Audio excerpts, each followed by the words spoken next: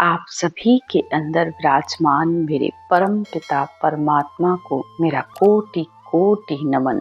आज हम संगत पर चर्चा करेंगे। संसार की संगत के बारे में तो आपने बहुत सुन रखा होगा कि अगर अच्छे लोगों का संग करते हैं तो मनुष्य के अंदर अच्छे लक्षण आते हैं और बुरे लोगों का संग करने पर मनुष्य के अंदर बुरे लक्षण आते हैं।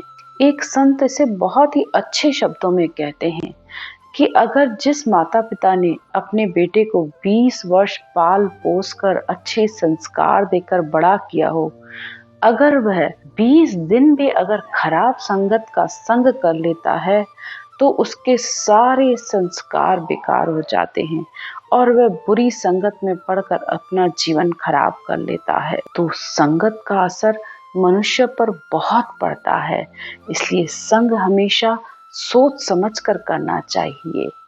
आज हम संगत संसार की चर्चा के ऊपर नहीं कर रहे हैं, संगत आज हम ज्ञान चर्चा की बात कर रहे हैं कि संसार में ज्ञान भी बहुत तरीके का है।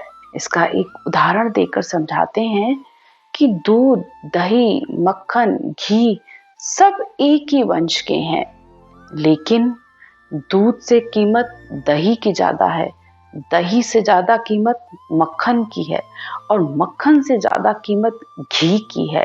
सबसे ज्यादा कीमत घी की और सबसे ज्यादा कम कीमत दूध की है, जबकि सब कुछ बना हुआ दूध से ही है, लेकिन फिर भी दूध की कीमत कम है। तो आप इस बात पर विचार कीजिए और इसे समझने की कोशिश कीजिए कि ऐसा क्यों। ज्ञान भी इसी तरीके से है। संसार में अनंत ज्ञान का भंडार है, लेकिन संतों ने इन वेदों शास्त्रों का मंथन कर जो शुद्ध ज्ञान, सत्य ज्ञान, ब्रह्म ज्ञान धारण किया, खुद तो मोक्ष को प्राप्त हुए और फिर संसार को भी ऐसा सत्य केवल ज्ञान देकर गए। आज सद्गुरुदेव संगत का असर बता रहे हैं। एक राजा थे विठल राव, उनसे सद्गुरुदेव की ज्ञान चर्चा चल रही है। सद्गुरुदेव आज उनको बता रहे हैं कि शरीर के द्वारा जो भी क्रिया जब किया जाता है उसका फल 3 लोक में मिलता है, यानी मनुष्य को सुख, फिर दुख, फिर सुख, फिर दुख, इस तरह पूरा जीवन उसका बीत जाता है। कबीर साहब अपने दोहे में कहते हैं, अक्षत कुमकुम संग मिले मस्तक पर सज जाए, अक्षत दाल संग मिले तो खिचड़ी ही बन जाए। कबीर साहब कहते हैं अक्षत यानी चावल, चावल अगर कुमकुम के साथ मिल जाते हैं तो वह मस्तक पर तिलक बन जाता है, और अक्षत अगर यानी चावल दाल के संग मिल जाए तो वह खिचड़ी ही बन जाता है। तो संसार का ज्ञान भी इसी तरीके से है। अगर आप उसे संतों के द्वारा बताए गए ध्यान विधि भेद से करेंगे तो वो आपके मस्तक के तिलक यानी परमात्मा को अपने अंदर अनुभव कर पाएंगे। लेकिन अगर थोड़ा ज्ञान यहाँ से, थोड़ा ज्ञान यहाँ से, थोड़ा यहाँ से, तो वह फिर खिचड़ी की तरह बन जाएगा, जो आपकी समझ में भी नहीं आएगा। आप कितना भी समझने की कोशिश कर लो, कितना भी सुन लो, लेकिन बिना अंदर जाए आप इसको नहीं समझ सकते। ये इसी तरीके से है कि जिस रास्ते पर आपको जाना है, जिस रास्ते पर आपकी मंजिल है, तो आपको वही रास्ता चुनना पड़ेगा और उसी पर ही आपको चलना पड़ेगा, तभी आप अपने लक्ष्य को प्राप्त कर पाएंगे। आगे सुखराम जी महाराज और समझाते हुए कहते हैं कि अगर शंखनाल की भक्ति करते हैं यानी अजप्पा अजप्पा का ध्यान करते हैं तो वह ब्रह्म तक की प्राप्ति होती है। तो वहां से तो हर आत्मा के आने की रीत है। आत्मा बार बार आती है और बार बार ब्रह्म में ही जाकर मिलती है, और उसका प्रमाण हमारे सामने है कि हम अब तक इस संसार में हैं। तो इसका मतलब ब्रह्म का ध्यान करके आए हैं और वापस ब्रह्म में मिलने का ही ध्यान कर रहे हैं।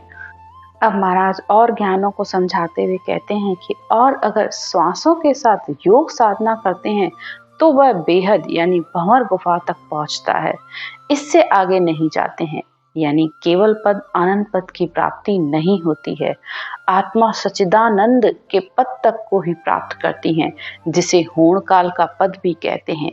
तो यहाँ तक तो आत्मा का जन्म मरण नहीं मिटता है, क्योंकि सच्चिदानंद का पद सच तो है, लेकिन पीछे नंद है, और नंद का मतलब अभी बाल अवस्था में है, यानी अभी वह चेतना के उस स्तर पर नहीं है कि वह परमात्मा में एक हो सके। इसके लिए सद्गुरुदेव कहते हैं कि तुम्हें सत्य चित्त आनंद का पद, जो परमात्मा का देश है, जहाँ आनंद ही आनंद है, इसमें मिलने पर ही आत्मा का जन्म मरण का दुख खत्म होता है।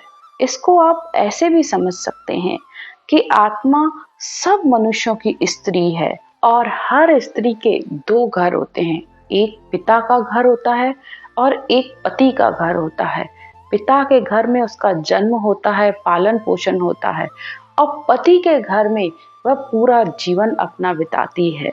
तो जब स्त्री पिता के घर में होती है, यानी सच्चिदानंद में है, तब तक उसे भले ही पिता के घर में कितना ही सुख हो, पर हर पिता और हर स्त्री की हमेशा पति के घर जाने की इच्छा होती है, क्योंकि उसे अच्छे से पता है कि उसे आनंद तो पति के घर में ही मिलेगा। तो सत्य चित्त आनंद का पद पति का है, यानी जिसे अगम देश, संतों का देश, सत्स्वरूप परमात्मा का देश भी कहते हैं। यहाँ आने पर ही उसका जन्म मरण खत्म होता है। तब हर आत्मा हर समय आनंद ही आनंद में रहती है और मोक्ष को प्राप्त करती है। इससे आगे की चर्चा हम अगले वीडियो में करेंगे। उसमें राजा विट्ठल राव सद्गुरुदेव से बहुत से प्रश्न पूछता है, क्योंकि उनके पास 3 लोक तक के साधन की भक्ति थी। वे सद्गुरुदेव से चौथे लोक यानी आनंद लोक की बात को सुनकर उनसे ज्ञान चर्चा कर रहे हैं कि आप जिस चौथे लोक की बात कर रहे हैं, ये ज्ञान हमने पहले कभी नहीं सुना, तो उसकी क्या विधि है, क्या भेद है, उसे कैसे समझा जाता है। आप सब कह रहे हो कि प्रेम के वश है, बहुत सारे प्रश्न वह पूछता है। तो उसकी चर्चा हम अगले पार्ट में करेंगे। आज की चर्चा यहीं तक। राम राम।